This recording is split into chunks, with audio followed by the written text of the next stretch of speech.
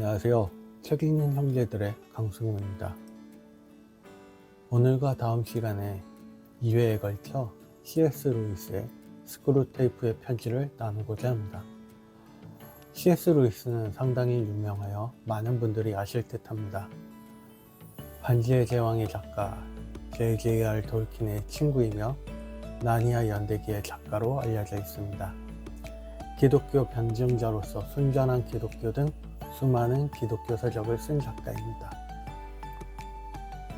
오늘 이야기할 이 스크루테이프의 편지는 고위 악마인 스크루테이프가 신참 악마인 조카 워무드에게 조언을 해주는 편지 형식으로 작성되어 있습니다.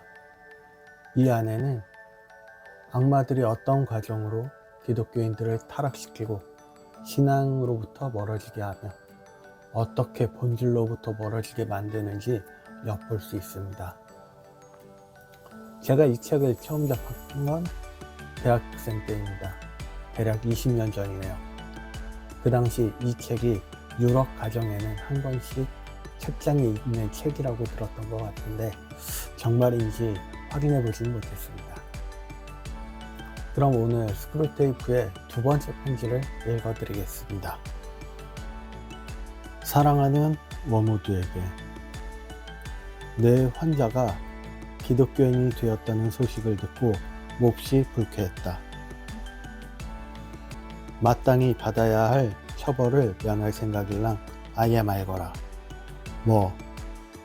내가 똑똑하게 굴던 시절을 돌이켜볼 때 그런 터무니없는 기대를 할 리 없다고 믿는다만, 하지만 벌을 받을 때 받더라도 그때까지는 최대한 상황을 호전시켜 보도록 노력해 봐야지. 아직 절망할 필요는 없다. 성인이 되어 회심한 이들 중에 잠시 원수의 진영에 머물다가 다시 돌아와 우리와 함께 지내는 사람이 수백 명도 넘으니까. 내 환자의 몸에 배어있는 습관들은 정신적으로나 육체적으로나 아직은 우리에게 전적으로 유리하지. 현재 우리의 가장 큰 협력자 중 하나는 바로 교회다. 오해는 말도록 내가 말하는 교회는 우리가 보는 바 영원의 뿌리를 받고 모든 시공간에 걸쳐 뻗어나가는 교회, 가치를 높이 올린 군대처럼 두려운 그런 교회가 아닐까. 솔직히 고백하자면 그런 광경은 우리의 가장 대담한 유혹자들까지도 동요하게 만들지. 하지만 다행스럽게도 인간들은 그 광경을 전혀 보지 못한다. 내 환자의 눈에 보이는 것이라곤 신축부지에 반쯤 짓담한 듯한 싸구려 고딕 건물일 뿐이야. 그나마 안으로 들어가면 동네 가게 주인이 아첨하는 표정으로 뜻도 모를 기도문을 적힌 반들반들한 소책자 한 권, 엉터리로 변조된 젖을 종교시가 깨알처럼 박혀있는 낡아빠진 소책자 한 권을 내밀며 떠들어대는 모습과 마주치기 십상이고, 또 자리를 찾아 앉은 뒤 주위를 둘러보면 이제껏 되도록 얼굴 마주치지 않고 살려고 애써왔던 이웃들만 어쩌면 그렇게 골라서 앉아있는지.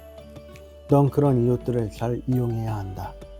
그럴 때 그리스도의 몸 따위의 표현들과 바로 옆자리에 앉아있는 사람이 실제 얼굴 사이에서 환자를 오락가락 헷갈리게 만들라고. 물론 옆에 앉아있는 사람이 실제 어떤 인물인지 별로 중요하지 않아. 그들 중에 원수진영의 위대한 용사가 하나쯤 끼어있을 수도 있겠지. 그래도 상관없다. 저 아래 계신 우리 아버지 덕분에 내 환자는 바보 천치가 되어 있거든. 찬송가 음정이 틀린다거나 신발에서 삐걱삐걱 소리가 난다거나 목살이 두 겹이가 된가 옷차림이 별스런 사람이 주변에 하나만 있어도 그들의 종교 역시 어쩐지 우스울 것 같다고 얼른 믿어버릴걸? 너도 알다시피 그는 지금 자기 수준에서 영적인 그리스도인의 모습을 그리고 있다. 그런데 그가 생각하는 영적인 모습이라는 게 알고 보면 대체로 그림에서나 볼 수 있는 것이거든. 치렁치렁한 로마식 겉옷과 샌들, 갑옷, 맨살이 드러난 종아리 따위가 마음을 가득 채우고 있는 판이니 현실의 교인들이 현대식 옷을 입고 있다는 사실 자체가 거북살스러울 수밖에. 물론 이런 것들은 다 무의식 속에 들어있는 생각이야. 내가 할 일은 이런 생각이 절대 의식의 표면으로 떠오르지 못하게 막는 것이다. 그렇다면 내가 교인들에게 진정 기대하는 바는 무엇일까 하는 질문이랑 아예 못하게 해야 한다. 지금은 모든 것이 막연한 상태를 그대로 유지시키거라. 때가 되면 환자한테 지옥 특유의 명확성을 제공하는 즐거움을 영원 무궁토록 누릴 날이 올 테니까. 교인이 되고 몇 주 지나지 않아 찾아오는 실망감이나 맥풀리는 느낌을 최대한 활용하도록.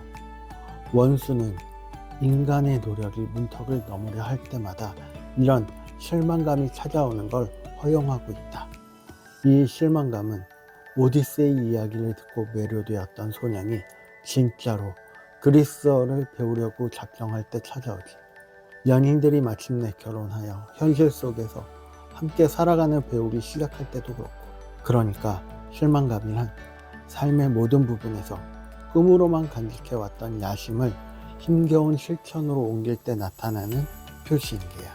원수가 이런 부담을 감수하는 이유는 이 구역질나고 하찮은 인간 버러지들을 이른바 자유로운 연인이다 이자 종, 원수가 쓰는 말로 하면 아들으로 삼겠다는 망측한 환상을 품고 있기 때문인데, 이 두 발 달린 짐승들에 대한 애정이 얼마나 집요한지 변태적인 관계도 서슴지 않으면서 영적 세계 전체를 모독하고 있는 형편이다. 원수는 인간들에게 자유를 주고 싶다는 욕망 때문에 인간 앞에 목표를 세워놓고서도 단순한 감정이나 습관을 이용해서 끌고 갈 생각은 추구도 하지 않지. 제 힘으로 해내도록 내버려 두겠다는 게야. 바로 이 점이 우리에겐 절호의 기회다. 하지만 위험도 따른다는 걸 명심하도록. 처음에 찾아오는 무미건조함만 성공적으로 이겨내면 인간들도 점차 감정에 휩쓸리지 않게 되고 그만큼 유혹하기 힘들어지니까. 지금까지는 옆자리에 앉은 교인 자체만 놓고 볼 때 실망을 느낄 만한 합리적인 이유가 전혀 없는 경우를 놓고 얘기했다만, 만약 실제로도 실망스러운 인간이라면, 이를테면 우스꽝스러운 모자를 쓴 여자는 구제불능 노름꾼이고 삐걱삐걱 소리나는 정화를 신은 남자는 구두쇠에다 남을 부당하게 착취하는 인간이라는 사실을 환자가 알고 있다면 일은 훨씬 더 쉬워지지. 단지 환자의 머릿속에 이런 질문만 떠오르지 못하게 하는데, 나 같은 사람도 그리스도인이라고 할 수 있다면 어떻게 옆에 앉은 저들을 다른 결점만 보고 그들의 종교가 위선자이자 인습에 불과하다고 단정할 수 있겠는가? 인간의 머리가 아무리 떨어지기로서니 그렇게 당연한 의문이 떠오르는 걸 막는다는 게 도대체 가능한 일이냐고 묻고 싶겠지. 하지만 워무드, 가능하다. 가능하고 말고 우리가 적당히 주물러 주기만 하면 그런 생각은 간단히 막을 수 있지. 원수와 알게 된 지 얼마 되지 않았으니 아직 진짜 겸손을 배웠을 리 없거든. 무릎을 꿇고 앉아 죄를 고백한다 한들 앵무새처럼 말을 따라하는 것에 불과해. 사실 마음 밑바닥에서는 이렇게 회심까지 해두었으니 이만하면 원수의 장부에 상당량 초과 액수를 달아놓은 셈이라고 여전히 믿고 있는 데다가, 이렇게 교회에 나와 별 볼 일 없으면서도 잘난 척하는 이웃들과 함께 있는 것만으로 대단한 겸손이요 선심이라고 생각하고 있다고. 그러니 이런 심리 상태를 되도록 오래오래 유지하도록 신경 쓰거라. 너를 아끼는 삼촌 스크루테이프. 제가 읽어드린 부분을 어떻게 들으셨는지 궁금합니다. 악마의 가장 큰 협력자가 교회라는 부분에서 깜짝 놀라신 분들도 있을 것 같습니다. 그리고 나의 모습을 들킨 것 같아 놀라신 분들도 있을 것 같습니다. 저처럼요. 예배 시간에 누군가의 행동이 또 누군가 내는 소리가 나의 마음을 빼앗고 예배에 집중하지 못하게 하는 일은 너무 자주 일인 것 같습니다. 특히 핸드폰 벨소리는 예배 시간에 빠지지 않는 소리인 것 같습니다. 하지만 이런 것들에 집중하게 만드는 것이 악마들의 계략임을 우리는 기억해야 할 것 같습니다. 또한 사람으로부터 받는 상처들, 교회 다닌다는 사람이 어떻게 나에게 이런 상처를 줄 수 있나 라고 생각하기 전에 우리는 모두 죄인이고 부족한 사람들끼리 모여 있다는 것을 기억해야겠습니다. 특히 본문에서 나온 대로 나 같은 사람도 그리스도인이라고 할 수 있다면 어떻게 옆에 앉은 저들의 다른 결점만 보고 그들의 종교가 위선자이자 인습에 불과하다고 단정할 수 있겠는가? 라는 질문을 스스로에게 해야 할 것입니다.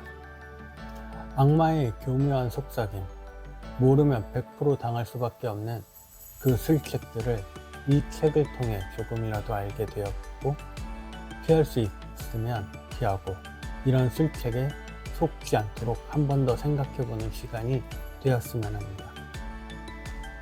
오늘은 31통의 편지 중에 두 번째 편지를 읽어드렸고요. 다음 시간에는 다른 편지로 함께 이야기를 하겠습니다. 궁금하신 분들은 꼭 읽어보시길 추천드립니다.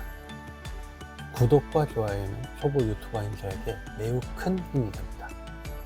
지금까지 책 읽는 형제들의 강승우였습니다.